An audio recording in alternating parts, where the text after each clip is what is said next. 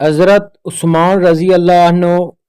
رسول اللہ صلی اللہ علیہ وآلہ وسلم سے روایت کرتے ہیں،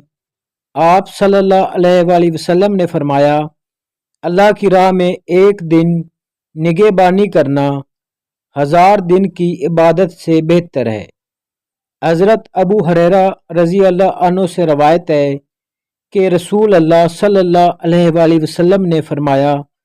سب سے پہلے جنت میں داخل ہونے والے 3 شخص مجھ پر پیش کیے گئے: شہید، عفت و عصمت والا جو سوال کرنے سے بچتا ہے، اور وہ غلام